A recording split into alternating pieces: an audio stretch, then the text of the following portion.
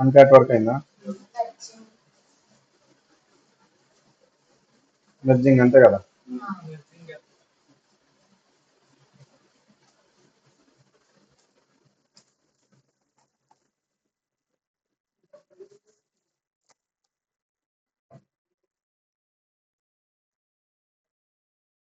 ఓకేనా?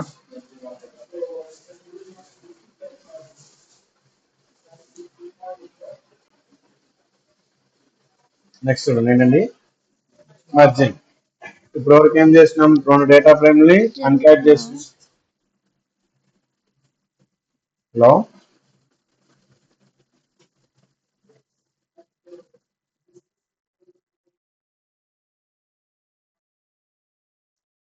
Next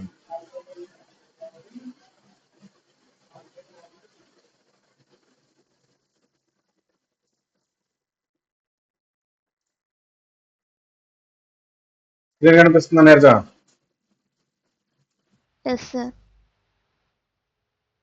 from Monday మీకు నేను లింక్ షేర్ చేయను. మీకు లింక్ కావాలంటే మాధవి మేడం అడిగి పర్మిషన్ తీసుకొని మాధవి మేడం ఇస్తారండి. ఓకేనా? Okay sir. నెక్స్ట్ చూడండి, ఇప్పటివరకు ఏం చేసినాం? మనం 2 డేటా ఫ్రేమ్ని యాడ్ చేసినాం, కన్కాట్ చేసినాం. అర్థమవుతుందా? నెక్స్ట్ ఏంటి? మెర్జింగ్ అనమాట. మెర్జింగ్ నథింగ్ బట్ అవి కూడా యాడ్ చేస్తాం, కానీ ఎలా యాడ్ చేస్తాం ఏంటి అనేది ఇప్పుడు చూద్దాం. ఓకేనా? చూడండి ఒకసారి, merging of A data frame. ఏం మెర్జ్ చేస్తున్నారు సార్? అవుటర్ జాయిన్ అన్నారు. Only outer join. Outer join అంటే ఏంటి? All the records of both data frames. Outer అంటే ఏమవుతుంది? 2 యొక్క data frames total data merge అవుతుంది. ఓకేనా?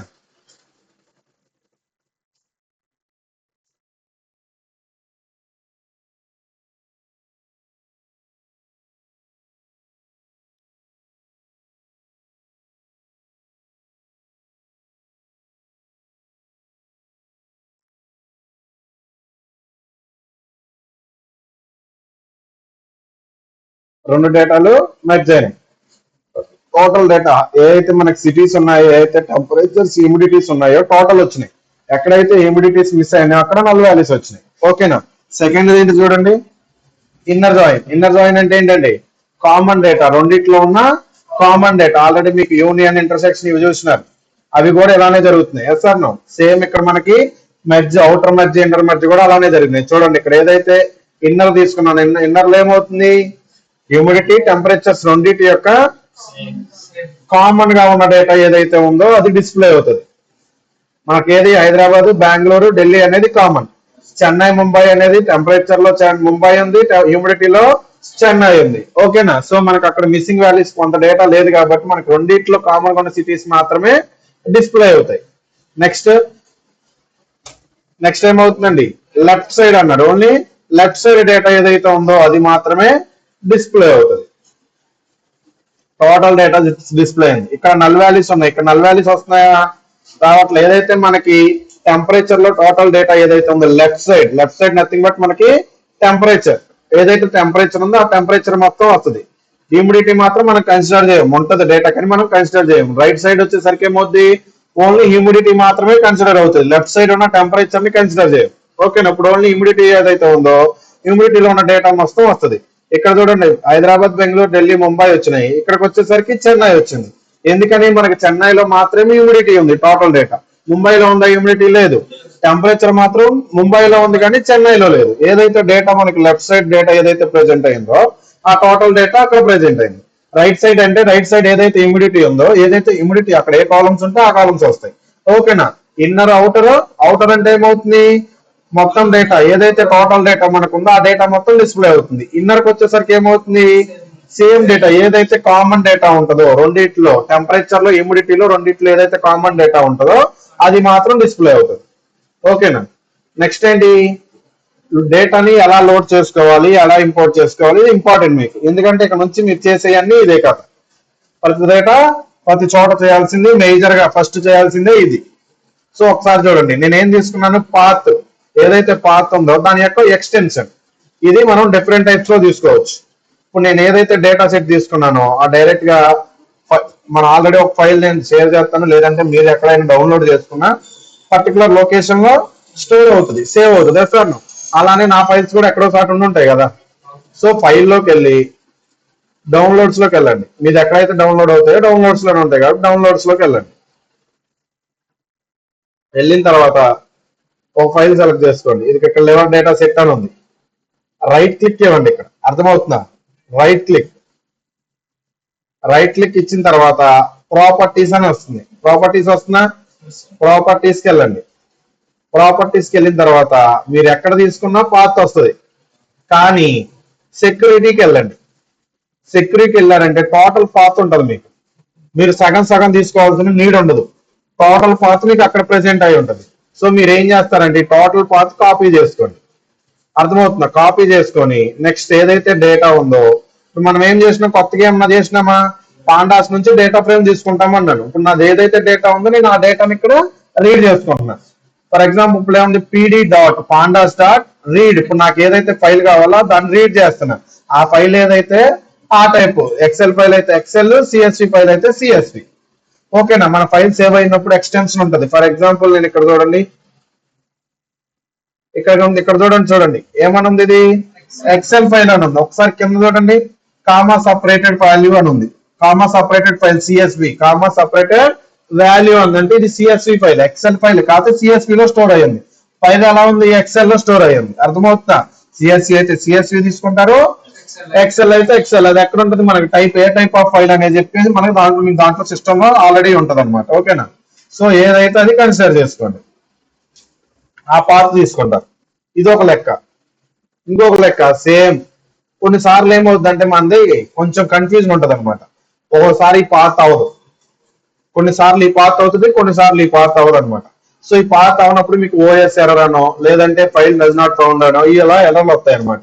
సో అలా వచ్చినప్పుడు ఇంకొకసారి సేమ్ ఫైల్కి వెళ్ళండి. అర్థమవుతుందా? ఫైల్కి వెళ్ళిన తర్వాత మళ్ళీ రైట్ క్లిక్ చేయండి. రైట్ క్లిక్ ఇచ్చినప్పుడు మీకు కాపీ యాజ్ పాత్ అని ఉంది. Copy as path. మీరు సెక్యూరిటీకి వెళ్ళి దాంట్లో పాత్ తీసుకోవాల్సినంత అవసరం కూడా ఉండదు. కాపీ యాజ్ పాత్ చేసేసి డైరెక్ట్ గా వెళ్ళి ఆ పాత్ని ఇక్కడ ఇచ్చుకున్నా సరిపోతుంది అనమాట. అర్థమవుతుందా? డిఫరెన్స్ అర్థమైందా? డైరెక్ట్ గా ఫైల్లోకి వెళ్ళి, ఫైల్ మేనేజర్ లోకి వెళ్ళి, ప్రాపర్టీస్కి వెళ్ళి, సెక్యూరిటీకి వెళ్ళి తీసుకున్న అదే ఫైల్ వస్తుంది. ఆ లింక్ సేమ్ వస్తుంది. సార్ మా వల్ల కాదు అనుకున్నా కాపీ యాజ్ పాత్ తీసుకున్నా అదే వస్తుంది. కానీ మన అదృష్టం ఏంటంటే కొన్నిసార్లు రీడ్ అవ్వదన్నమాట ఫైల్. నువ్వు దీంట్లో తీసుకున్నా రీడ్ అవ్వదు, దాంట్లో తీసుకున్నా రీడ్ అవ్వదు. సో ఇది లేనప్పుడు అది, అది లేనప్పుడు ఇది ట్రై చేసుకోండి. ఇంకొక విషయం ఏంటంటే మనం ఈ ఫైల్ డైరెక్ట్ గా జూపిటర్ లో కూడా అప్లోడ్ చేసుకోవచ్చు. ఇప్పుడు నాకు జూపిటర్ ఇది నోట్స్ ఉంది కదా, ఒకసారి ఎడగరండి. ఇక్కడ అప్లోడ్ మనం చూసినారా, అప్లోడ్కి వెళ్ళి నాకు ఏదైతే ఫైల్ కావాలో ఇక్కడ ఇన్సూరెన్స్ డేటా సెట్ ఉంది చూసినారా, దీన్ని ఓపెన్ సెలెక్ట్ చేసుకొని ఓపెన్ చేస్తే డైరెక్ట్ గా నాకు ఎక్కడ అప్లోడ్ అవుతుంది, జూపిటర్ లో అప్లోడ్ అవుతుంది. అప్పుడు ఆ పాత్ గీత్ ఏమీ అవసరం. ఇక్కడ ఏదైతే ఫైల్ మీకుందో ఈ నేమ్ ఇస్తే చాలు. కానీ మీరు ఎక్కడైతే ఆ ఫైల్ లొకేషన్ తీసుకుంటున్నారో అక్కడే వర్క్ చేయాలి. మీరు ఆ జూపిటర్ లోనే వేరే చోట వేరే ఫైల్, ఇప్పుడు మీకు నెంబర్ ఆఫ్ ఇప్పుడు ఎక్కడ ఉన్నాయి చూడండి, నాకు ఇలా సపరేట్ గా ఉన్నాయి. నేను దీంట్లో ఓపెన్ చేసేసి దీంట్లో అప్లోడ్ చేసేసి నేను ఎక్కడ వచ్చి పాండాస్ లో చేస్తానంటే అవదు. ఓకేనా? ఎక్కడైతే ఫైల్ రీడ్ చేస్తున్నారో అక్కడే ఉండాలి. అది అర్థమవుతుందా? డిఫరెన్స్ అర్థమైందండి?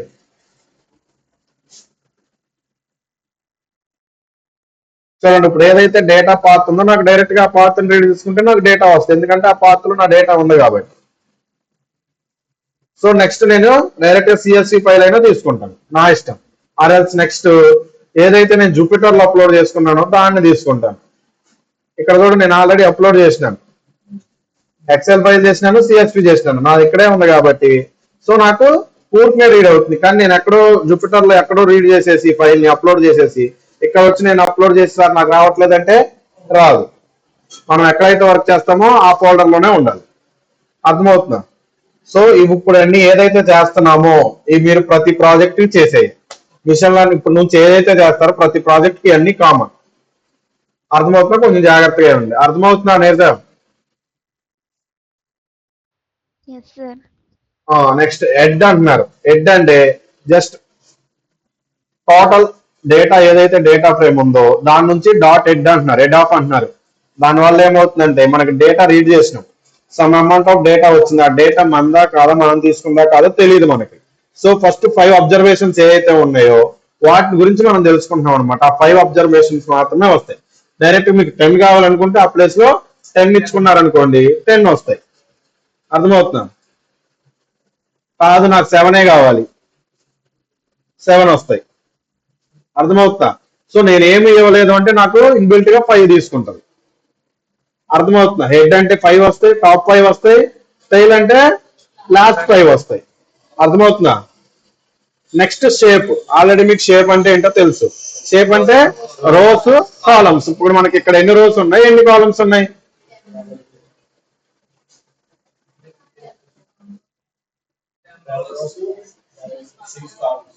10 రోస్, 6 కాలమ్స్. నైస్, ఓకేనా? Next size. సైజ్ ఒకసారి చూడండి. Number of elements present in the particular data frame. చూడండి ఒకసారి. 10 into 6, మన 6 కాలమ్స్ ఉన్నాయి, 10 రోస్ ఉన్నాయి. ఓకేనా? నెక్స్ట్ కాలమ్స్ ఏమేమి ఉన్నాయి?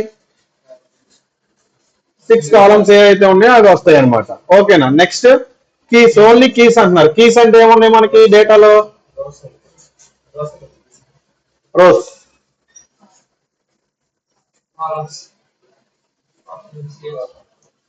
అర్థమవుతున్నా? కీ ఉంటుంది. ఏజ్ అనేది కీ అవుతుంది. దాంట్లో ఉన్న డేటా వాల్యూస్ అవుతాయి. ఒక కీలో నెంబర్ ఆఫ్ వాల్యూస్ ఉంటున్నాయి. ఒక కీ ఏమవుతుంది? కాలం అవుతుంది. అర్థమవుతుందా? వాల్యూస్ అంటే డీ టైప్స్ ఏం తీసుకుంటాం ఇప్పుడు?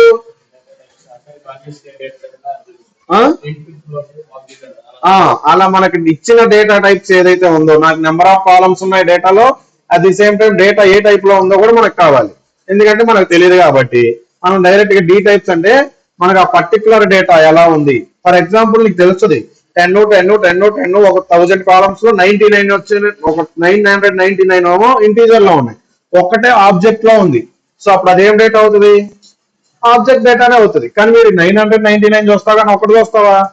చూడు, కానీ నీకు ఎర్రర్ వస్తుంది, చేసేటప్పుడే ఎర్రర్ వస్తుంది. సో ముందు మనం అలాంటివి తెలుసుకోవాలంటే డేటా పర్టికులర్ గా మనం ప్రతిదీ చెక్ చేయలేం కాబట్టి డైరెక్ట్ గా డేటా టైప్ ఏంటి అనేది మాకు ఎక్కడ తెలిసిపోతుంది అనమాట. అర్థమవుతుందా? Next info. ఏదైతే డేటా మన దగ్గర ప్రెజెంట్ అయ్యిందో, ఎన్ని కాలమ్స్ ఉన్నాయి, ఎన్ని రోస్ ఉంది, డేటా ఎంత ఉంది, ప్రతిదీ మనకి ఇక్కడ తెలిసిపోతుంది. ఇప్పుడు వరకు మనం ఏదైతే చేసినామో ప్రతిదీ మనకి ఇక్కడ తెలిసిపోతుంది అనమాట. అర్థమవుతుందా? Next accessing or selecting data. Accessing or selecting data. మనకి ఏదైతే డేటా ఉందో ఆ డేటాని ఎలా యాక్సెస్ చేసుకోవాలి. పర్టికులర్ మీకు ఆల్రెడీ ఇండెక్సింగ్, స్లైసింగ్ ఐడియా ఉంది కదా, సేమ్ అదే ఇక్కడ చేస్తాం. పర్టికులర్ కాలం లో నుంచి నీకు ఒక కాలం కావాలి డేటా, ఒక రో డేటా కావాలి, అలాంటివి ఎలా తీసుకోవాలి, పర్టికులర్ వాల్యూ ఎలా తీసుకోవాలి. నీకు లార్జ్ అమౌంట్ ఆఫ్ డేటా మీద వర్క్ చేస్తున్నప్పుడు అది ఎలా తీసుకోవాలో నీకు అర్థం కాదు. సో అలాంటి టైంలో మనం ఏం యూజ్ చేయాలని చెప్పేసి ఇక్కడ మనకి యూజ్ అవుతుంది అనమాట. పర్టికులర్ డేటా ఏది యాక్సెస్ చేసుకోవాలి, ఎలా తీసుకోవాలి అనేది మనకు తెలుస్తుంది. మొత్తం పట్టుకుంది అందుతుందా? ఇది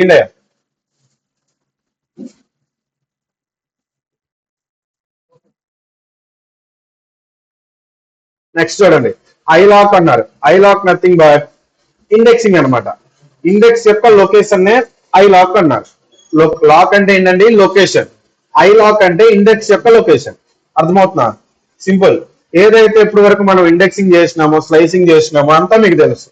అర్థమవుతుంది? సో మనకి ఇక్కడ కూడా అదే వర్క్ అవుతుంది. చూడండి, రో ఇండెక్స్, కాలమ్ ఇండెక్స్ రెండు మనకి ఇక్కడ వర్క్ అవుతాయి అనమాట. ఒకసారి చూడండి, ఇక్కడ డేటా ఫ్రేమ్ ఏదైతే ఉందో దాన్ని రీడ్ చేసుకుంటాను. సో ఇప్పుడు నా దగ్గర టోటల్ డేటా నా దగ్గర ఉంది.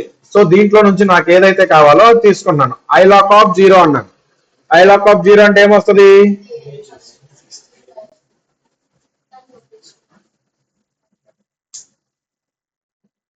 నాకు 0 కాలం, 0 మొత్తం రో వస్తుందా, లేదంటే ఏజ్ యొక్క లొకేషన్ వస్తుందా, ఏజ్ యొక్క కాలం వస్తుందా, లేదా 0 యొక్క ఇండెక్స్ వస్తుందా? అర్థమవుతుందా? ఫస్ట్ 0th రో ఏదైతే ఉందో ఆ 0th రో మాత్రమే వస్తుంది. ఓకేనా? నెక్స్ట్ -1. ఐలాక్ ఆఫ్ -1 అన్నారు. లాస్ట్ లో ఏదైతే డేటా ఉందో 9th పొజిషన్ లో అది వస్తుంది అనమాట. అర్థమవుతుంది? 29 మేల్ 3.6. అర్థమవుతుందా? ఇప్పుడు అర్థమైన పర్టికులర్ వాల్యూని ఎలా రిట్రైవ్ చేసుకోవాలో యాక్సెస్ చేసుకుంటున్నాం. నెక్స్ట్ చూడండి, నేను మల్టిపుల్ కావాలి నాకు. సో మల్టిపుల్ కావాలంటే మనం ఇండెక్సింగ్ లో చేసుకోగలుగుతామా? చేసుకోలేం. చేసుకుంటామా? చేసుకుంటామా లేదా? నంపైలో చేసుకుంటాం. ఇండెక్సింగ్ లో చేసుకుంటామా? NumPy లో చేసుకోవాలంటే మనకు మల్టిపుల్ యాక్సెస్ కావాలంటే మనం ఏం చేయాలి? 2D అరేలో చేస్తాం. మీకు ఆల్రెడీ చెప్పాను మల్టిపుల్ వాల్యూస్ ఇండెక్సింగ్ లో ఎలా యాక్సెస్ చేసుకోవాలి, స్లైసింగ్ లో ఎలా చేసుకోవాలి, తర్వాత విత్ కండిషన్ ఎలా చేసుకోవాలని మనం 4 పాయింట్స్ డిస్కస్ చేసినాం. మర్చిపోయినారు. Good, very good. చూడండి ఇక్కడ 1 6 అన్నారు. ఇప్పుడు 1 నుంచి 6 వరకు వస్తాయా, 1 6 మాత్రమే వస్తుందా? 1 నుంచి 5 వరకు. నైస్. 1 6 మాత్రమే వస్తాయి సార్. చూడండి ఏమి ఇచ్చినాను? స్లైసింగ్ ఏమైనా అప్లై చేసినామా? ఇండెక్సింగ్ ఫస్ట్ రో కావాలి, 6th రో కావాలని మాత్రమే అడిగినాను నేను. అర్థమవుతుందా? నెక్స్ట్ ఇప్పుడు 2 1 రెండు వస్తాయా, 2 లో 1 వస్తుందా?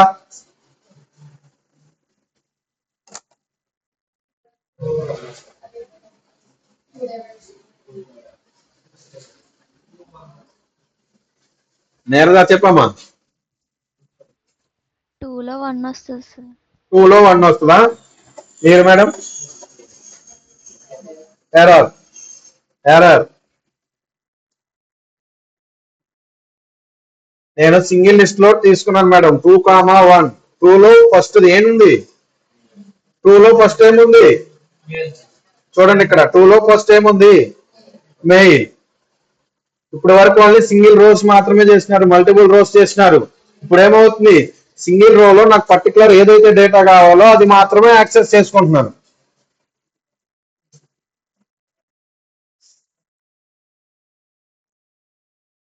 ఏం చేయగలిగింది?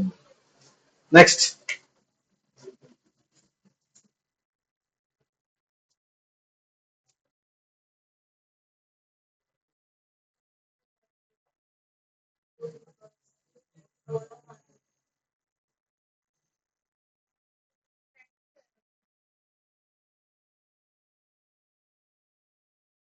నెక్స్ట్ ఏంటండి? Loc. By using loc function అనమాట. లాక్ ఏం చేస్తుంది చూడండి. లాక్ కూడా జస్ట్ నాకేం చేసినాము? ఐ లాక్ అన్నాము. I loc nothing but index based అనమాట. లాక్ అంటే ఓన్లీ లొకేషన్ బేస్డ్. నాకు ఇండెక్స్ బేస్డ్ చెప్పాము, ఇప్పుడు లొకేషన్ బేస్డ్ అంతే. అర్థమవుతుందా? డిఎఫ్ ఏదైతే డేటా ఉందో ఆ డేటాను తీసుకుంటాము. Next loc of 0. Loc of 0 అంటే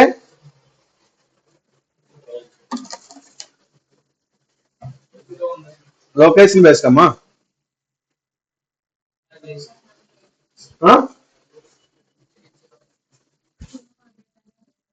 ఏ డేటా? టోటల్ డేటానా? సరే చూద్దాం. ఓకేనా? నెక్స్ట్ 2,3.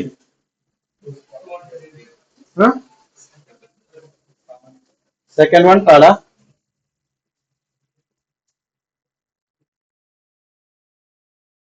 నెక్స్ట్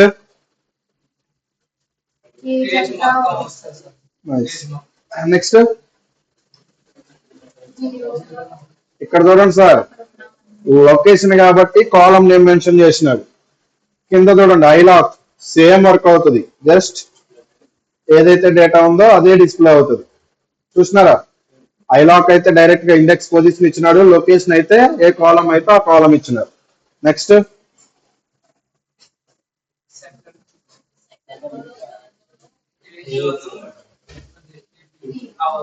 ఏజ్ టీపీయా, ఏజ్ నుంచి టీపీయా?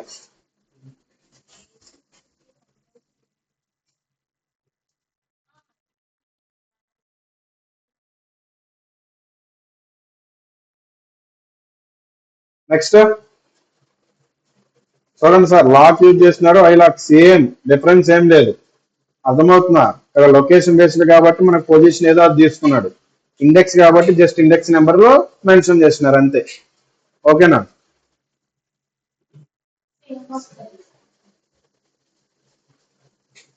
ఓకేనా? నెక్స్ట్ చూడండి. Just make sure do not want to confuse difference between loc and I loc. చూడండి ఒకసారి, చెప్పండి అవుట్పుట్.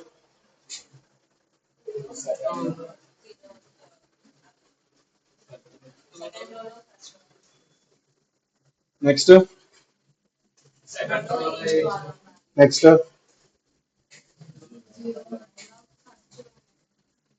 ఓకేనా? ఇక్కడ వరకు రాస్తాను.